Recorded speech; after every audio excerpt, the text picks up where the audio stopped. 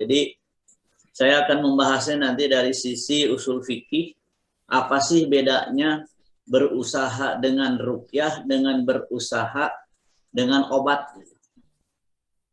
Mana yang dimaksud oleh syariah, gitu kan. Kemudian yang kedua nanti akan kita lihat bagaimana vaksin secara detail. Kemudian yang ketiga kita akan melihat bagaimana mensikapi berita yang simpang siur. Vaksin bahaya, vaksin manfaat, vaksin bahaya, vaksin manfaat. Gimana sih arahan syariat dalam hal seperti itu?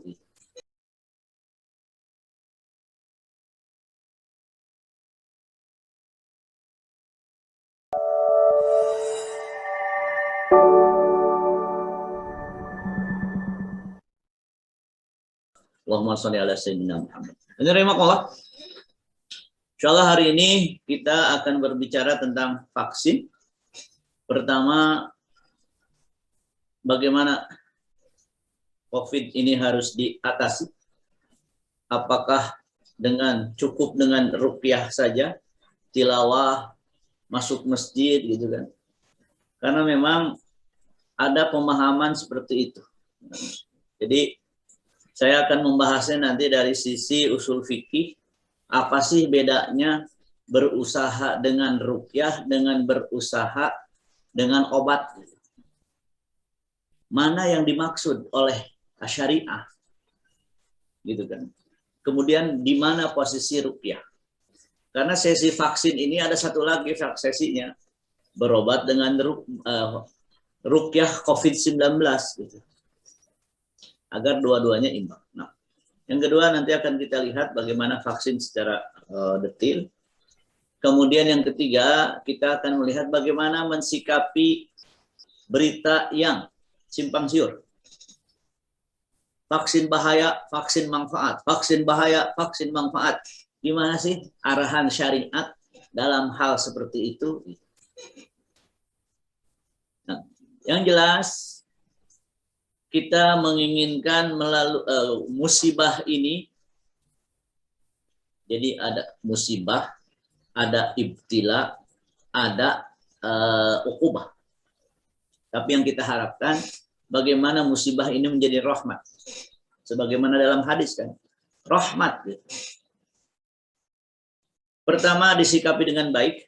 Kedua, lakukan apa perintah Allah. Sehingga musibah ini jadi pundi-pundi pahala gitu. Yang rugi adalah sudah kena musibah melakukan musyrik, azab. Jadi yang namanya musibah itu disikapi dengan benar jadi rahmat, disikapi dengan salah jadi azab.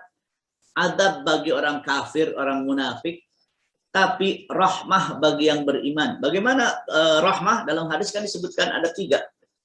1, berusaha dengan sabar, jadi nggak kemana-mana itu berusaha, tapi sabar. Yang kedua, muhtasiban, berharap pahala. Yang ketiga, mengimani takdir. Nah, itu jadi rahmat, jadi syahid. Tapi kalau nggak berusaha, nggak sabar, nggak pengen pahala, jadi azab. Jadi, nah, kita lihat, saya share sebuah slide yang mengalami berkali-kali revisi ini, slide ini, karena memang situasinya juga berubah-ubah ya.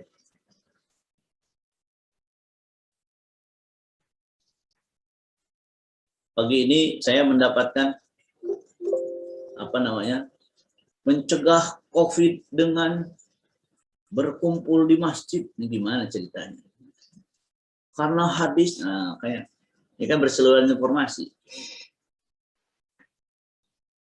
Kita lihat hadis berkumpul di masjid terlindung dari COVID itu dhaif hadisnya.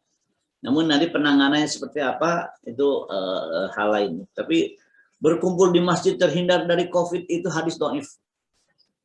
Dan saya kira tidak menjadi landas. Nah, hukum imunisasi dengan vaksin COVID-19. Di sini memang tidak ada merek ya, hukum imunisasi dengan vaksin COVID-19. Nggak ada merek. Karena memang nanti ada perbedaan hukum satu merek ke merek yang lain gitu. Maka nggak pakai merek. Nanti kalau pas yang pembahasan vaksin kita bahas masalah merek. Nah, pertama, skema progresi dalam fatwa. Kalau ada masalah yang sangat berpengaruh itu situasi, fikih waqi, situasinya seperti apa. Jadi jangan sampai begini, fikih waqi'nya menyebar karena kerumunan, justru kerumunannya tidak ditinggalkan, berarti kan masalah fikih waqi'. Jadi ini bukan masalah Quran dan Sunnah saja, tapi masalahnya fikih waqi', ke situasi yang adanya apa. Semua mengatakan bahwa kerumunan yang menyebabkan virus ini menyebar. Berarti hindari kerumunan. Tapi kan masjid, rumah Allah, Allah akan menjaga rumahnya. Masalahnya Allah juga nyuruh kita untuk berusaha, berikhtiar. Jadi pernah kita bahas ya dalam sesi di RKS ini, masalah ini. Jadi yang mengikuti, permasalahan kita bukan sekedar di Quran dan Sunnah, tapi permasalahan kita situasinya berbeda. Maka hukum itu sesuai dengan kondisi, dalam kondisi normal atau dalam kondisi khusus. Mana yang sesuai syariat dalam kondisi daerah hitam gitu. Ke masjid pakai prokes atau ke masjid tidak pakai prokes. Bukan masker, menutup hidung tidak boleh, situasinya yang berbeda. Fikih waqi', wabah COVID-19 sudah berlangsung hampir 2 tahun. Namun, setahun pertama itu peningkatan nggak terlalu tajam. Yang setahun kedua ini tajam sekali peningkatannya. Mengalahkan setahun yang pertama, berlipat-lipat lagi. Ini data terakhir per 1 Juni.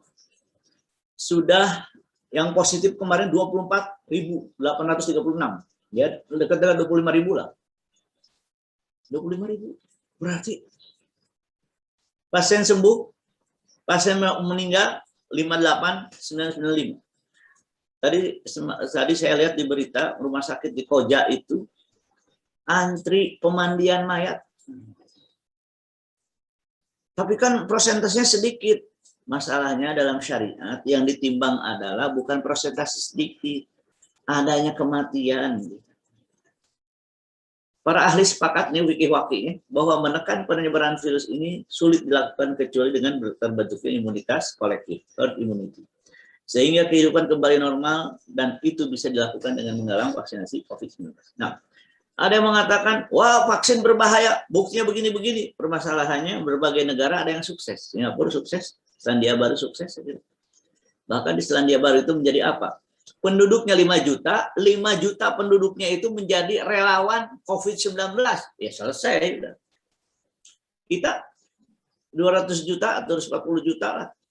Relawannya sedikit, berarti relawannya sadar, rakyatnya nggak sadar. Makanya kalau jadi relawan semua, sudah sadar semua orang dia relawannya. Relawan, suka relawan. Padahal nggak relawan banget juga sih, dibayar-bayar juga ya. Nah, arahan syariat secara umum nih. Dalam kondisi seperti ini, syariat memerintahkan kita untuk melakukan ikhtiar dan berusaha, disebut akhdul asbab. Akhdul asbab.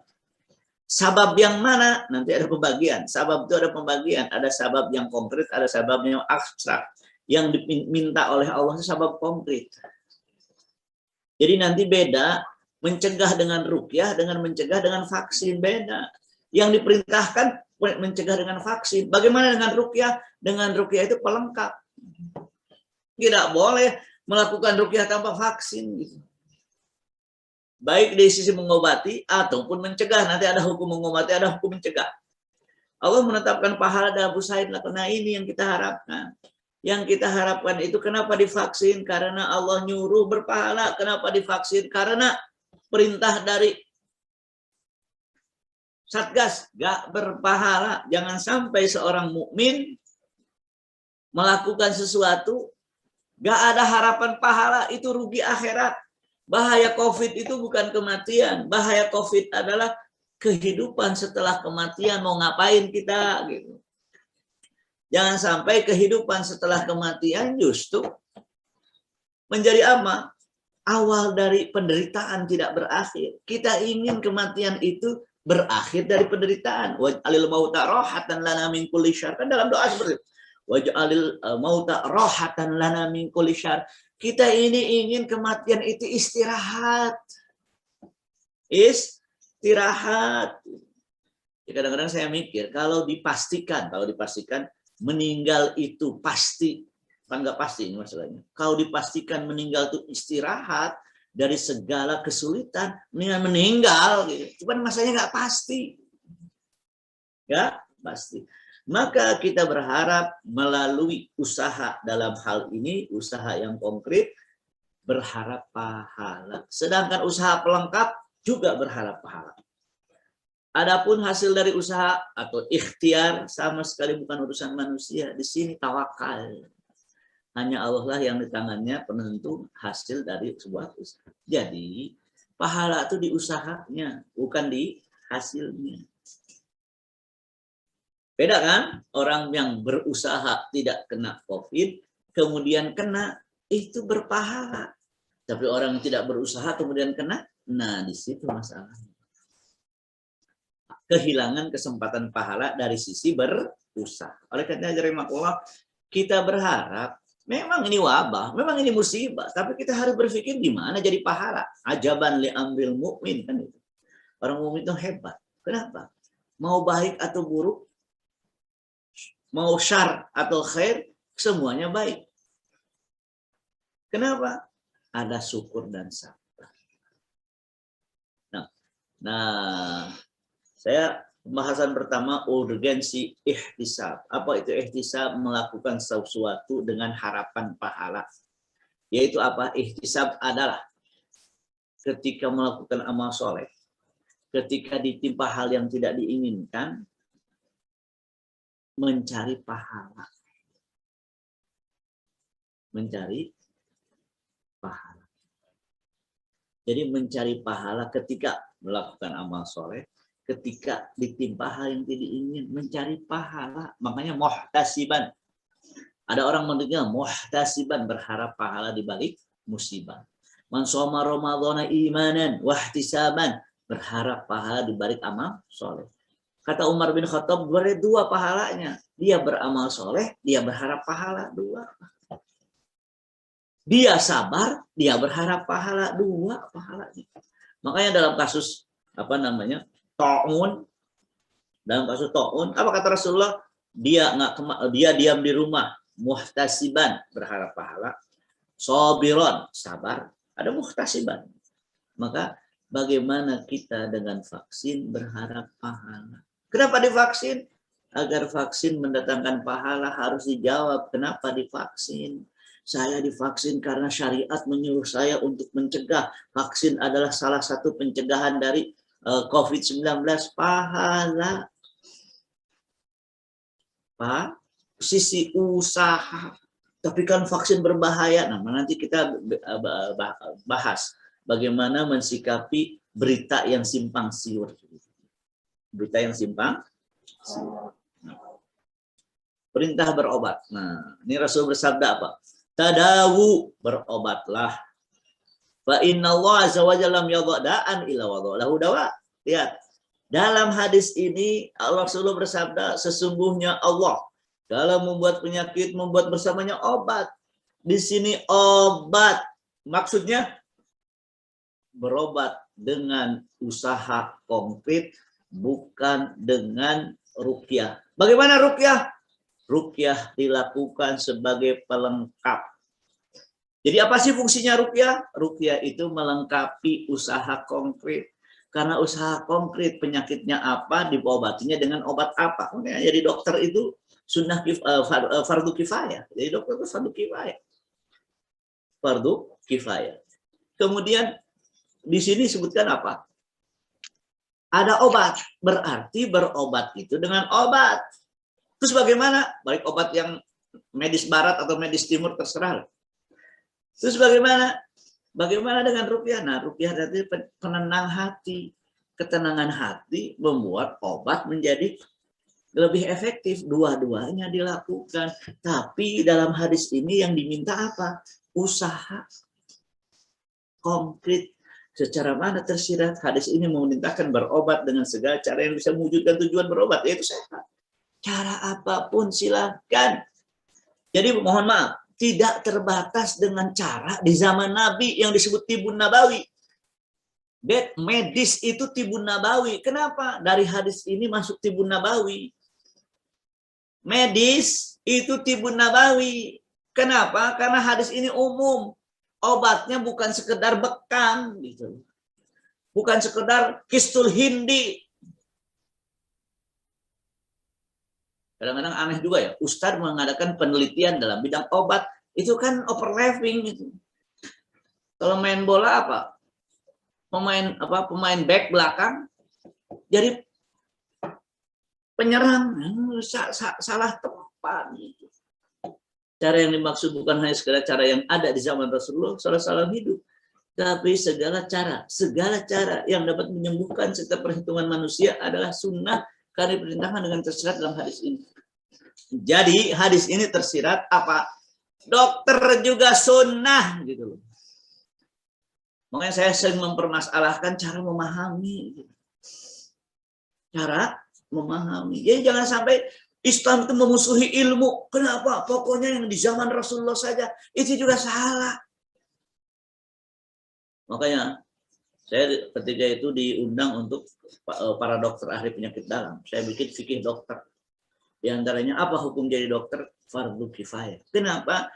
Karena umat dalam hadis ini harus ada yang mengobati. Yang mengobati dengan dawa, dengan obat. Obatnya berkembang, berarti termasuk dokter. Nah, jadi tibun nabawi itu seluruh yang mengikuti hadis ini tibun nabawi, tidak hanya sekedar teknologi di zaman Rasul. Buktinya ya berabad-abad yang mengembangkan kedokteran itu umat Islam. Dalam sejarah umat Islam mengembangkan apa? Kedokteran. Ibnu Sina, Az-Zahrawi yang menemukan benang untuk bukan ngaput, benang untuk menjahit luka itu. Nah, jadi perintah berobat dengan sebab yang terukur, sebab yang konkret, hissi. Hukum, nah berbeda sekarang. Kalau hukum berobat itu boleh berobat, boleh tidak kalau berobat. Karena di hadis lain ada seorang perempuan meminta ke Rasulullah untuk doakan sembuh. Kata Rasulullah, mau didoakan sembuh atau mau sakit? Kalau sakit kamu masuk surga. Kalau sembuh, ya saya doain sembuh. Kata perempuan, saya nggak usah Rasulullah, biar saya sakit aja. Nah, di situ apa? Boleh tidak berobat. Tapi berobat dari penyakit menular wajib. Loh kok beda? Beda. Berobat dari penyakit jantung tidak wajib. Berobat dari penyakit menular wajib. Hukum berobat dari penyakit menular berbeda dengan hukum berobat penyakit tidak menular. Kenapa? Kalau tidak menular boleh tidak berobat. Kalau menular wajib berobat. Kenapa? Kita dilarang menimbulkan bahaya untuk orang lain. La darar wa la dirar. Tidak boleh menimbulkan bahaya. La darar.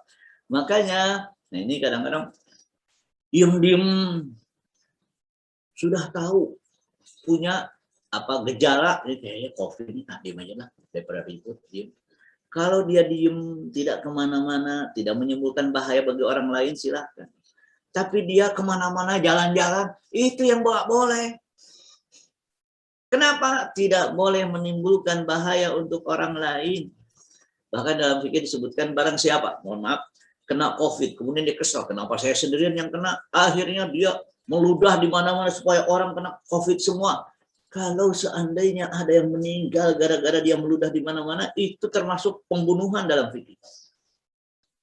Maka tidak boleh. Kalau memang langsung isolasi, langsung periksa, kemudian lakukan pengobatan secara mestinya menurut pengobatan secara medis.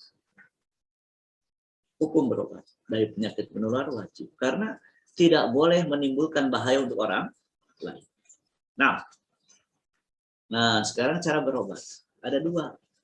Datang ke dokter datang ke peruqyah atau meruqyah sendiri nggak masalah. Apa bedanya? Ini usaha atau ikhtiar konkret, ini ruqyah jelas, ini sebut sebab hissi, ini sebut sebab maknawi. Dua-duanya sama-sama mengandalkan Allah, namun beda cara. Mana yang dianjurkan menurut hadis tadi? Yang dianjurkan adalah as-sabab al-hissi, sebab konkret. Sedangkan ruqyah hanya pelengkap. Jadi tidak boleh hanya ruqyah, kemudian tidak. Karena Muhammad Imar, seorang ulama dari Mesir, mengatakan yang namanya ruqyah itu khusus dalam bab apa? Menenangkan hati, syifa'u ma fis sudur, sehingga obatnya efektif. Terserah, ada jada perbedaan pendapat dalam hal ini, namun mengobati dengan usaha konkret itu yang dimaksud dalam hadis. Tadabu gitu. Walaupun sekali lagi tidak berobat dengan masalah yang hissi, sebab yang konkret, boleh, tapi penyakitnya yang mana? Penyakit yang menular atau tidak? Sedangkan penyakit menular harusnya di mana? Dengan sabab yang hissi, kemudian dilengkapi dengan sabab maknawi. Nah, memang dalam kondisi COVID ini lebih dianjurkan, dua-duanya lebih dianjurkan. Kenapa lebih dianjurkan? Karena ada kemungkinan virus itu dari setan, sebagaimana dalam hadis. Jadi ruqyahnya bukan ruqyah sekedar ruqyah dari sehat, tapi ruqyah dari gangguan setan. Itu nanti ada fikih ruqyah. Nah, makanya dua-duanya dilakukan. Tidak boleh hanya ruqyah saja, harus dua-duanya. Kalau ruqyah saja tidak dihitung berobat.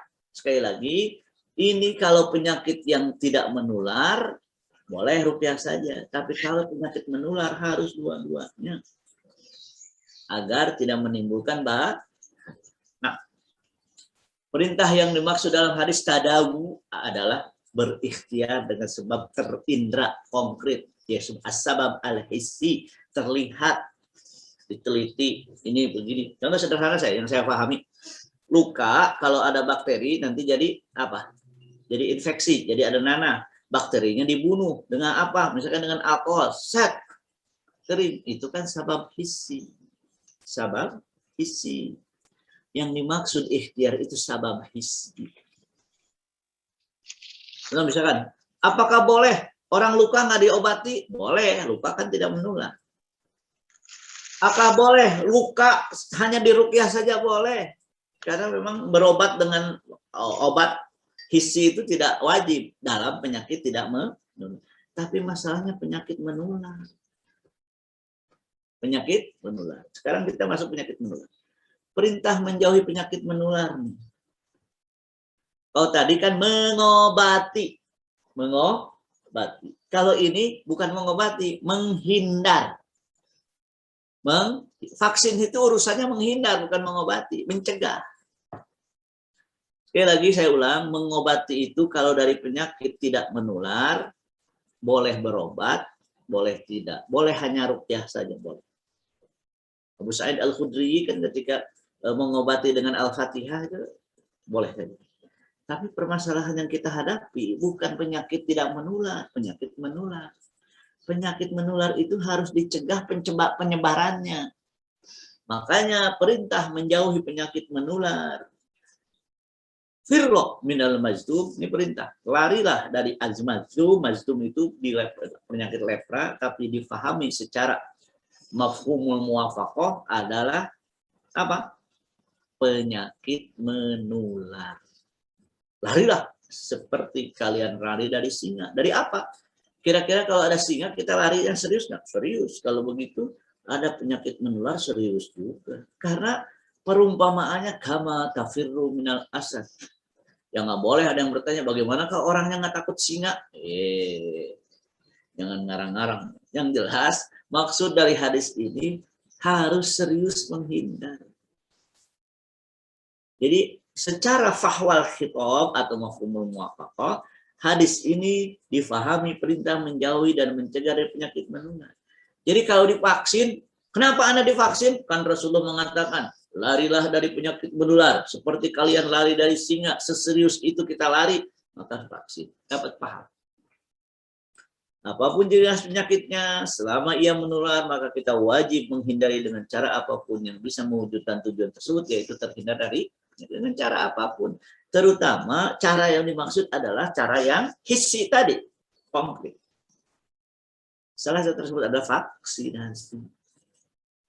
Di hadis lain beliau bersabda, kalau kalian mendengar at-ta'un, ta'un ini memang penyakit, akan tetapi secara makna luas ta'un ini adalah wabah menular. Apa kata Rasulullah? Jangan masuk ke tempat tersebut. Maksudnya hindari. Bagaimana menghindari? Makanya diantaranya vaksin. Hindari. Jadi hadis pertama tadi, firru minal bazum. Yang kedua, idza sami'tum bi ta'un bi ardin fala tadkhuluha. Ini perintah melakukan sebab-sebab konkret terindra disebut as-sabab al-hissi. Bukan disuruh untuk apa? Ruqyah. Jadi yang inti adalah sabab hissi. Ruqyah itu pelengkap. Pelengkap. Perintah isolasi ketika terpapar. Wa idza waqa'a bi antum biha, kalau kalian di suatu tempat dan terjadi wabah, fala takhruju minha. Ini sebab hissi semua. Jangan keluar. Maksudnya tidak boleh menyebabkan diri kena ta'un, kena wabah, tidak boleh menyebabkan orang lain kena wabah. Maka siapapun yang merasakan gejala COVID-19 harus memeriksakan diri sedini mungkin. Jangan membuat orang berbahaya. Kalau diketahui terpapar COVID-19 harus melapor. Kenapa? Karena khawatir membahayakan orang lain. Jangan sampai mohon maaf meninggal tapi melakukan bahaya untuk orang lain. Kan yang jadi masalah kehidupan setelah meninggal. Apa dia tidak melakukannya dengan sengaja? Dengan sengaja. Wah, apa? Kok saya doang yang kena? Biar yang lain pada kena juga. Dosa. Dosa. Nah, permasalahan kita cara pencegahan. Bagaimana cara pencegahan? Pencegahan dengan kaidah al-akhdhu bil asbab. Lakukan usaha yang punya hubungan sebab akibat. Harus dengan wasilah yang bisa terukur secara ilmiah. Ini penting. Disebut sabab hissi. Disebut sabab hissi. Al-akhdhu bil asbab itu sabab hissi. Saya, subhanallah, dari kemarin sore ada bukunya itu tentang ini 3 jilid tentang as-sabab. Saya penasaran apa sih yang salah? Apa sih yang salah? Udahlah, nggak usah ini. Kita ruqyah aja pakai Quran. Kita ruqyah saya bilang apa yang salah? Ternyata sabab itu dalam syariat ada sabab hissi, ada sabab maknawi. Sabab maknawi itu diantaranya sabab syari'iyah. Tadi baca Quran sembuh itu sabab sabab maknawi. Sabab maknawi. Sebut sabab syari'iyah. Tapi yang kedua, yang pertama bukan yang kedua, ada sabab hissi. Sabab hissi itu ada 2. Sabab akli, hubungan jelas secara akal, melemparkan gelas pecah, itu sabab akli. Melemparkan gelas sebab pecah. Ada sabab adi, yaitu karena berulang-ulang. Api padam dengan air, itu sabab adi. Yang dimaksud oleh hadis tentang usaha adalah sabab hissi atau disebut sabab yang akli dan adi. Berarti mana pencegahan dengan cara lain tidak ilmiah, yang tidak ilmiah dilarang. Berdasarkan tidak ada penelitian secara ilmiah, misalkan ada saya kira ya anjuran-anjuran tentang mencegah COVID dengan ini terbukti sudah diuji cobakan atau tidak? Terbukti secara akli, terbukti secara al-adi, al-adi itu berulang-ulang. Kalau begini pasti begini, kalau begini pasti begini, diulang berkali-kali. Oh berarti, nah itu yang namanya akhdhu bil asbab. Akhdhu bil asbab. Sedangkan pencegahan dengan sebab syar'i atau sebab al-maknawi seperti ruqyah, tilawah, doa dilakukan sebagai pelengkap. Sekali lagi bukan ditinggalkan, dilakukan secara pelengkap. Karena perintah mencegah itu semuanya sabab hissi. Bahkan Al-Azhar itu mengeluarkan apa? Mengeluarkan fatwa yang dimaksud ada sabab hissi. Jadi gini, ada yang menarik. Di Mauritania ada orang mengatakan kami bisa mengobati COVID dengan Quran. Akhirnya pasang tarif. Dan dia siap. Waktu Wuhan mulai muncul itu mereka mengumumkan kami siap datang ke Wuhan untuk mengobati atau mencegah. Sebetulnya ada itu namanya apa? Sabab yang dianjurkan sabab hissi. Maka Al-Azhar mengatakan yang dimaksud ada sabab hissi. Sabab hissi. Nah, sekali lagi di sini sebagai pelengkap. Bahkan di Depok ya, saya kira ada cara ruqyah mencegah, baca ini begini, baca ini. Saya bilang apa yang salah? Bahkan subhanallah, dalam usul fikih itu ada namanya hikmah. Hikmah dengan sabab. Yang namanya hikmah tidak boleh dijadikan sabab.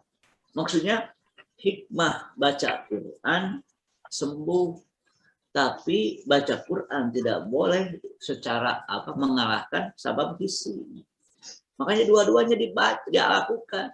Tapi yang utama adalah sabab hissi. Sabab yang terukur, sabab yang konkret, sabab yang terindra, bukan sabab yang maknawi. Nah, apakah tidak boleh? Boleh, cuman nggak boleh hanya sekedar ruqyah dalam pencegahan. Tidak boleh sekedar ruqyah, harus dua-duanya. Yang utama adalah vaksin. Kenapa? Karena, nah ini secara medis vaksinasi COVID-19 merupakan wasilah utama. Apakah boleh dengan mencegah imun, meningkatkan imun? Boleh. Ada yang bertanya, Ustadz kan begini-begini, paling tidak usaha. Usahanya dengan apa? Vaksin. Karena katakanlah para ilmuwan lebih banyak mengatakan dengan vaksin. Walaupun ada mengatakan tidak dengan vaksin, silakan. Akan tetapi mayoritas mengatakan dengan vaksin. Yang kedua, masalah apa? Bagaimana dengan meningkatkan imun? Lakukan. Semakin dilakukan, semakin banyak pahalanya. Karena begini, gak ada yang pasti. Kecuali dalam kasus-kasus tertentu ya. Gak ada yang pasti. Maka isinya adalah bab usaha. Bab usaha. Secara medis, sekarang ya, yang difahami bahkan yang dianjurkan oleh pihak berwenang adalah vaksinasi COVID-19. Tapi kan ada yang meninggal. Banyak yang meninggal atau banyak yang sehat. Jangan kayak fikih. Ijma itu banyak, ikhtilaf itu banyak. Tapi seakan-akan fikih ikhtilaf terus. Kenapa? Karena yang dilihat ikhtilaf saja, sedangkan yang ijmanya nggak dilihat. Padahal ijmanya juga banyak. Jadi di sini harus komprehensif melihat masalah. Ada perbedaan antara mengobati dan mencegah. Mengobati boleh tidak, mencegah wajib. Mengobati tadi juga menular tidak menular. Sedangkan mencegah wajib. Nah, sekarang hukum imunisasi dengan vaksin COVID-19. Kalau kita katakanlah Sinovac, dengan syarat sangat dianjurkan, dan adanya kepastian tentang bahaya yang ditimbulkan. Ada bahaya, ada bahaya. Jadi bahayanya bukan kematian, bahayanya terpapar. Kan yang mati nggak banyak, kan terpapar itu bahaya. Coba, kena penyakit itu bahaya. Jangan mikir banyak yang nggak mati kok. Yang dicegah itu bahaya. Bahaya itu sebelum terjadi. Kalau sudah terjadi bukan bahaya. Misalkan gini, ada orang pakai safety belt. Kenapa? Bahaya. Tapi nggak pernah kecelakaan. Iya kan bahaya. Itu sebelum terjadi. Sebelum terjadi. Ada bahaya? Ada. Kenapa? Banyak orang kena. Yang kena, apalagi sekarang kalau lihat dari di rumah sakit Koja ya, saya kadang ya Allah sampai ngantri gitu. Ya memang kalau jenazah nggak akan bukan jenazah yang ngantri ya, yang mau memandikan jenazah yang ngantri. Yang mau memandikan jenazah. Adanya kehalalan. Nah, ini kan kalau Sinovac sudah dihalalkan difatwakan halal. Kita ambil contoh Sinovac dulu ya. Efikasi memang 65,3 itu masih di atas. Dan ini termasuk yang dianjurkan adzan ar-rajih. Kemudian aman, tidak menimbulkan bahaya lebih besar. Makanya yang punya katakanlah yang punya gula dan tidak terkontrol jangan divaksin. Kenapa? Nanti tambah bahaya. Makanya bahaya tidak dicegah dengan bahaya lagi.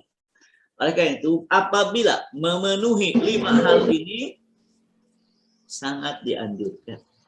Kok nggak wajib? Ya masalahnya memang kalau wajib begini.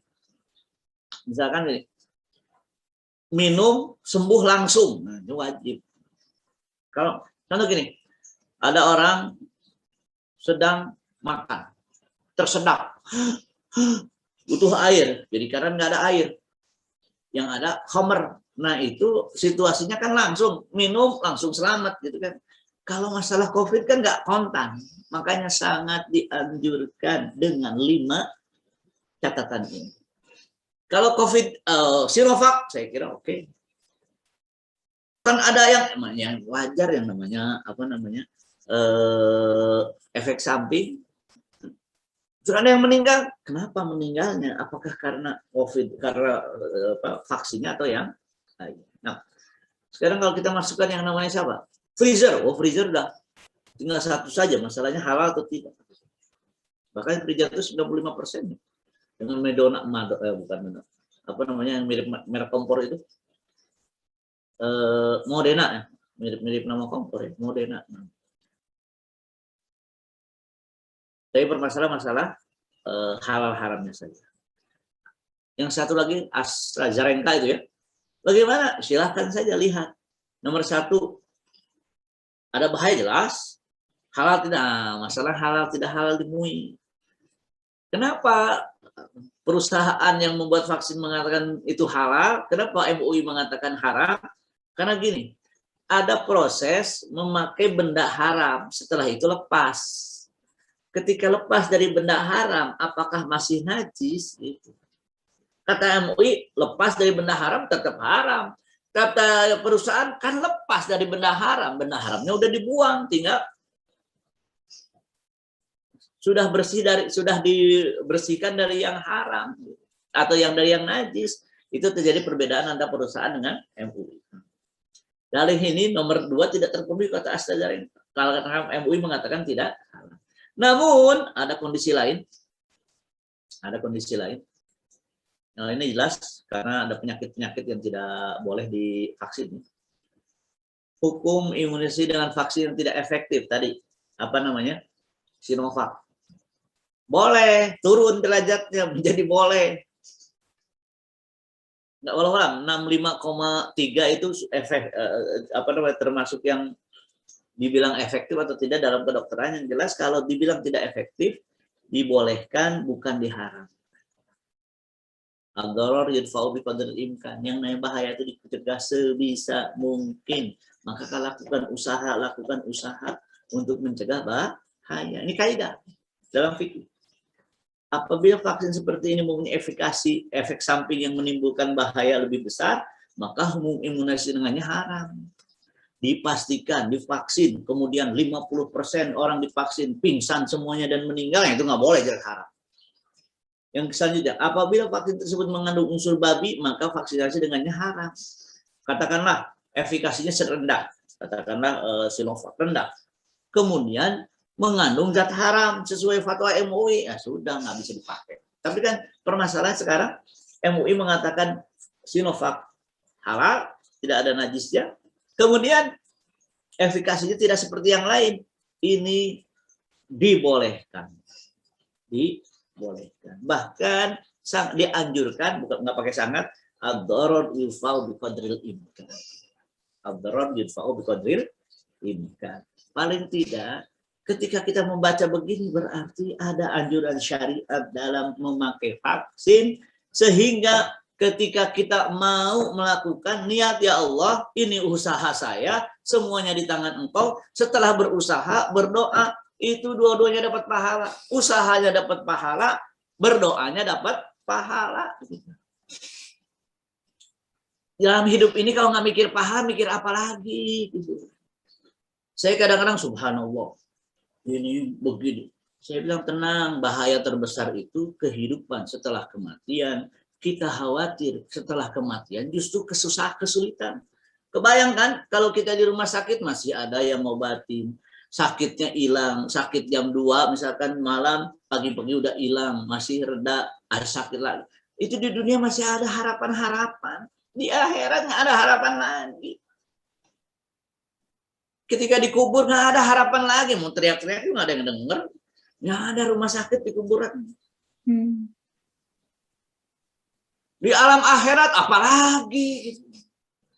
Saya kadang-kadang sekali lagi, mari kita pastikan bahaya yang lebih besar adalah setelah kematian kita nggak istirahat. Kita tuh pengen istirahat. Waj'alil mauta rahatan lana min kulli syarr. Jadikan kematian kami istirahat dari segala keburukan. Makanya cabut nyawa tuh pengennya senyum, istirahat sudah nggak nguber-nguber lagi kesulitan dunia. Makanya gunakan umur untuk kehidupan akhirat, karena berusaha itu hanya sebatas umur saja. Namun urusan lebih rumit setelah umur tidak ada, yaitu apa? Antara istirahat atau berhadapan dengan masalah yang lebih besar.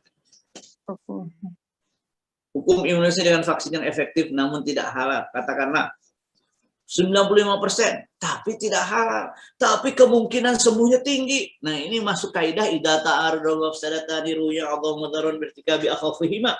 Dalam situasi bertentangan antara dua mafsadah, maka mafsadah besar harus dijaga walaupun melakukan mafsadah kecil. Apa mafsadahnya? Haram, memakan yang haram atau memasukkan sesuatu yang haram. Apa mafsadahnya? Yang kedua, terpapar corona yang bisa menimbulkan kematian. Berarti lakukan haram yang kecil untuk melindungi haram yang besar. Apa haram yang besar? Terpapar corona yang mungkin kematian. Apa haram kecil? Ada unsur babinya, katakanlah. Maka dibolehkan karena pertimbangan seperti itu. Dalam pertimbangan kondisi seperti di atas ada dua mafsadah atau dua haram yang bertentangan. Yang pertama, haram menggunakan vaksin diambil dari unsur babi atau terdapat unsur babi. Yang kedua, haram menimbulkan kematian. Maka haram yang lebih kecil terpaksa dilakukan, yaitu memakai vaksin tidak halal untuk mencegah haram yang lebih besar, yaitu menimbulkan kematian. Makanya MUI memfatwakan masih tetap membolehkan memakai apa? Apa namanya? AstraZeneca atau apa? Saya pemain tenis ya. Ada memang Allah. Nah, memang fatwa itu tadi ada hadisnya, ada ayatnya. Permasalahannya tidak sekedar memahami nas, memahami situasinya ini. Bahaya yang mana? Makanya, mana yang bahaya, divaksin atau tidak divaksin? Ada yang mengatakan divaksin bahaya, maka nggak mau divaksin. Saya bilang lebih banyak bahayanya itu bang. Lebih banyak bahaya yang mana, divaksin atau tidak? Lebih banyak bahaya tidak divaksin.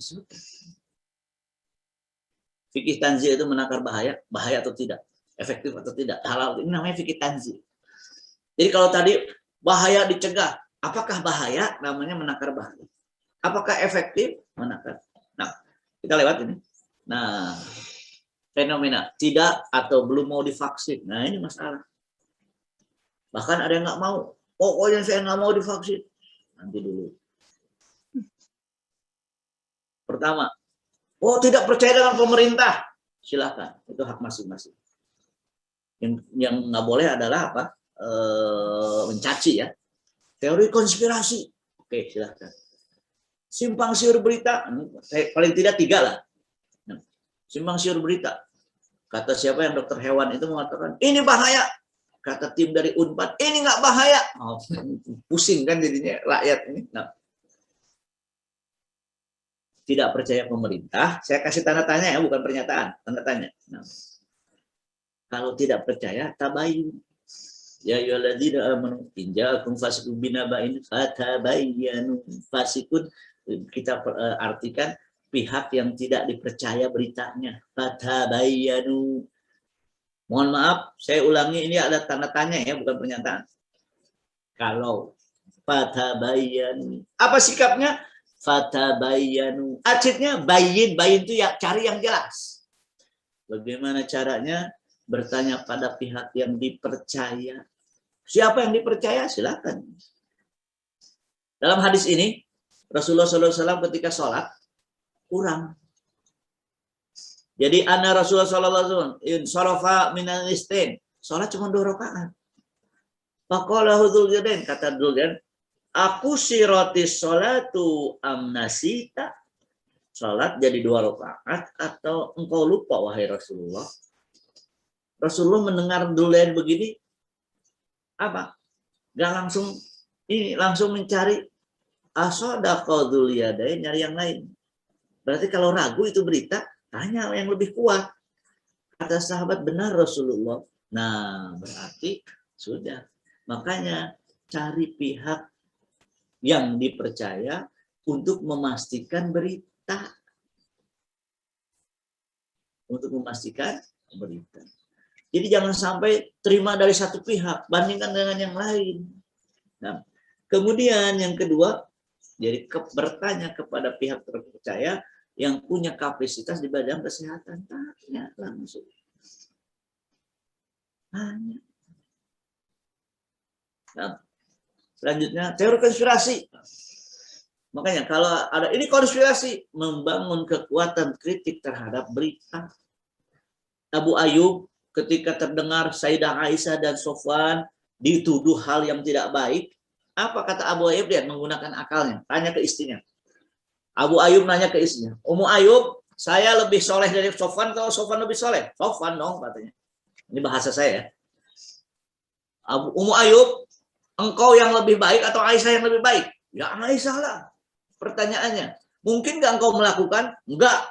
Mungkinkah saya melakukan? Enggak. Ya apalagi Sofwan, apalagi Aisyah, berarti bohong itu berita. Jadi, ini konspirasi. Mari kita mikir. Secara kasat mata, bahaya COVID ini ada. Kita kan banyak kehilangan. Ada orang konspirasi mau membunuh. Biarin aja, cuma konspirasi kok. Lah udah, walaupun konspirasi, bahaya di depan mata. Ya sekali lagi saya kehilangan apa? Saudara di Garut meninggal. Ini kok konspirasi sih? Jadi silahkan, memang katakan teori konspirasi itu walaupun ada, katakannya seandainya, kembali lagi, ini kan pakai tanda tanya, seandainya ada, tapi bahayanya kan nyata, bukan masalah konspirasi, masalah nyatanya itu gitu. Nah, yang ketiga, simpang siur berita ya sudah kayak cari yang paling kuat. Berita dari pihak yang dipercaya sebagai murajih, sebagai konsideran untuk menguatkan. Menakar kemungkinan bahaya yang lebih besar. Kira-kira bahaya yang lebih besar divaksin atau tidak. Divaksin banyak meninggal, tapi beberapa negara sekarang udah lempar masker. Italia sudah mengumumkan, Amerika sudah mengumumkan. Bahkan kita kesal juga nonton, saya nggak nonton ya. Hasil Piala Eropa saya lihat penontonnya pada berdesak-desak. Saya bilang kita mesti ditutup gitu. Mesti ditutup. Nah, katanya dari makulah berarti ad-darar yudfa'u bahaya sebelum terjadi dicegah sebisa mungkin. Makanya dalam hal ini kesimpulannya lebih baik divaksin, apalagi keluar perpres ya, peraturan presiden yang tidak mau divaksin, satu, penundaan atau penghentian pemberian jaminan sosial atau bantuan sosial. Wah, ini tambah bahaya. Penundaan atau penghentian layanan habis pemerintahan, wah. Atau denda.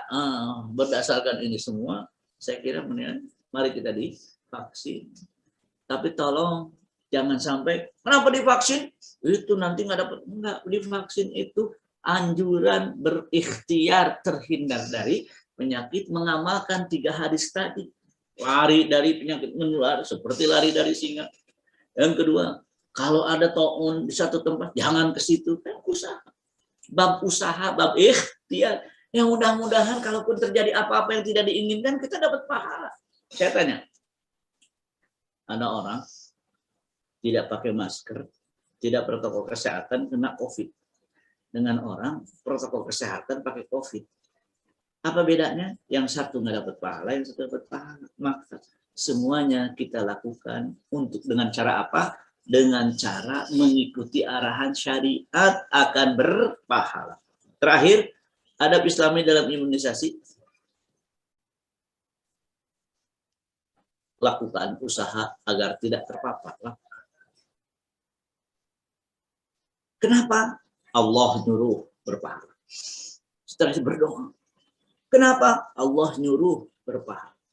Setelah itu bertawakal. Jangan mengatakan bahwa sembuh gara-gara protokol kesehatan, itu musyrik.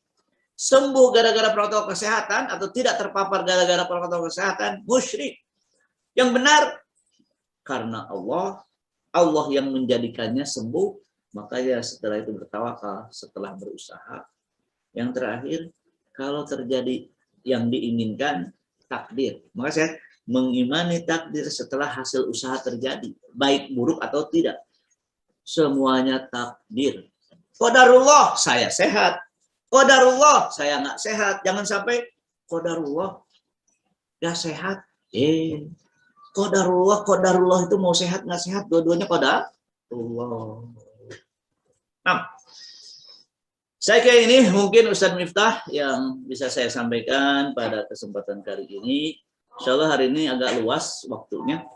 Namun yang kita inginkan adalah marilah kita berpikir sesuai dengan arahan syariat seperti apa. Jadi sekali lagi, tadi dalam kitab As-Sabab Inda Usuluddin itu menyebutkan memang beda. Usaha itu dengan sabab akli, usaha itu dengan sabab adi, yang disebut sabab al-hissi. Bukan dengan sabab maknawi. Sabab maknawi itu pelengkap. Sabab maknawi itu pelengkap. Ada orang mengatakan begini, udahlah, Allah itu menjaga orang yang di masjid nggak terpapar. Beda antara hikmah dengan sabab. Itu hikmah. Hikmah itu nggak bisa dijadikan ukuran. Karena hikmah itu, makanya yang namanya sabab itu apa? Tidak terjadi setelah lebih syariat. Yang kalau hikmah enggak, yaitu apa? Karena ada bahan. Mohon maaf, ada orang sakit kepala dikasih karena ada Panadol katakanlah. Bukankah masjid itu dan ini betul itu sabab?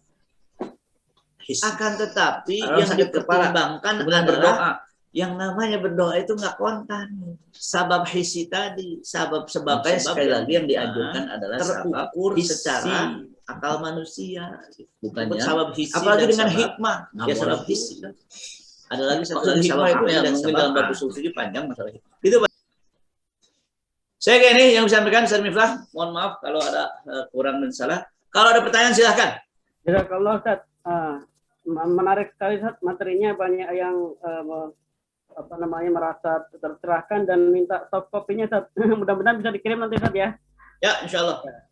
Bagi yang minta kirim ke Satgas BN apa namanya? Insya Allah nanti kita. Ustaz, mau bertanya Ustaz. Pak Mursyid ya? Iya. Silakan Pak Mursyid. Tadi ada yang raise hand Pak Muhammad. Tadi Bu siapa lagi? Bu Eva tadi. Atau Bu Eva dulu silakan. Alhamdulillah kita ada hampir 300 nih Ustaz peserta. Barakallahu fikum. Barakallahu. Kalau Bu Eva, Pak Muhammad Hutobi dulu saya kira ya tadi ya. Pak Mursyid setelah ini ya. Silakan Pak Muhammad Hutobi. Pak Muhammad dulu ya. Dengan Pak Mursyid, kemudian Bu Eva. Bu Eva hilang. Silakan Pak Muhammad. Pak Muhammad. Betul. Insya Allah materinya saya share ke Ustaz Miftah. Baik. Pak Muhammad silakan. Ya, Assalamualaikum warahmatullahi wabarakatuh. Waalaikumsalam warahmatullahi wabarakatuh. Jazakallah ya Ustaz atas materinya. Cuma ada satu pertanyaan penting. Yang pertama, singkat ya Pak, singkat. Ya, baik. Terkait dengan bagaimana buat imunitas diri kita dan juga keluarga terkait dengan wabah ini ya. Tadi banyak banget Ustadz menyampaikan kaitannya juga dengan kabar-kabar yang berseliweran, yang tentunya ini juga menurunkan imunitas. Di masyarakat ini menjadi dilematis, bahkan cenderung ada perpecahan, dan kita lihat bagaimana fenomena-fenomena daerah begitu. Mungkin itu saja, Ustaz. Jazakallah khair. Assalamualaikum warahmatullahi wabarakatuh. Langsung aja saja. Langsung, Ustaz. Begini, memang dipastikan secara ilmiah, ini sabab hissi, sabab konkret, bahwa imunitas mencegah COVID, jelas. Berarti lakukan. Ketika katakanlah, kenapa Anda minum vitamin C ini membentuk imunitas? Allah nyuruh kita mencegah. Minum vitamin C-nya berpahala. Di sini titik pentingnya. Jangan sampai kita melakukan sesuatu tanpa harapan pahala. Gitu. Lakukan. Apakah dengan imunitas nggak usah vaksin? Ya lakukan juga. Pengen 2 pahala, pengen 1 dan 2, lakukan juga semuanya. Jadi dalam hal ini lakukan apapun yang bisa membuat meningkatnya imun yang bisa mencegah COVID. Tadi Ustaz kan mengatakan bahaya, dibantah oleh tim yang dari Unpad itu mengatakan bahwa vaksin bahaya, dibantah. Memang saya melihat ya, siapa namanya yang dokter hewan itu namanya, lupa saya namanya. Silahkan. Jadi bagi kita adalah usahanya itu yang mendapat pahala. Ihtisaban, berharap pahala. Itu Pak Muhammadiyah insya Allah. Jadi lakukan. Jadi begini, jangan sampai kita melakukan sesuatu kok kayaknya arahannya nggak ada yang berharap pahala semua, makanya lakukan. Ketika minum obat, lakukan. Obatnya diminum, doanya dibaca, Allahumma anta syafi la syifaa illa syifaa la yughadiru saqama, kan gitu. Itu ya Pak Muhammad, insya Allah. Sekarang Pak Mursyid silakan. Pak Mursyid, Pak. Baik, assalamualaikum warahmatullahi wabarakatuh. Waalaikumsalam warahmatullahi wabarakatuh. Ustadz, saya termasuk orang yang waktu gelombang pertama itu sholatnya di rumah saja terus, sampai pun kami taraweh dan sholat id di rumah bersama keluarga. Tadi Ustadz mengatakan juga boleh jangan keluar. Nah itu saya ngikuti itu Ustadz. Bagaimana Ustadz? Makasih. Jadi saya ada slide, silahkan menakar bahaya individu pribadi-pribadi. Ada ya. Jadi gini, misalkan umurnya sudah sepuh, sangat rentan kena COVID. Berarti tidak keluar rumah, melakukan ibadah di rumah, itu dibolehkan. Dibolehkan. Tapi kan saya nggak ke masjid. Nggak ke masjid itu yang dilarang kalau tanpa ada udzur syar'i. Kalau ada udzur syar'i yang memang dibolehkan. Makanya, mana yang lebih syariat bagi yang punya potensi terpapar dan bahaya, misalkan punya penyakit bawaan, komorbid, mana yang syariat, ke masjid atau tidak? Ya justru yang lebih syariat yang nggak ke masjid. Yaitu apa? Karena ada bahaya. Karena ada bahaya. Bukankah masjid itu dan ini? Betul. Akan tetapi yang dipertimbangkan adalah sabab hisi tadi. Sebab-sebab yang memang terukur secara akal manusia. Disebut sabab hisi dan sabab hisi. Ada lagi satu lagi sabab akli dan sabab adi. Itu Pak ya? Saya kira tidak salah. Yang tidak boleh adalah nggak ada uzur, nggak ke masjid, ya itu nggak boleh. Itu yang disebut munafik. Saya sering ditanya, Ustadz bagaimana ini tidak Jumatan selama 3 hari, 3 kali. 3 kali nggak Jumatan itu munafik kalau seandainya tidak ada uzur. Kalau ada uzur, Rasulullah tidak Jumatan ketika perang Tabuk, padahal itu 50 hari. 50 hari berarti berapa? Minimal 7 kali nggak Jumatan. Gitu.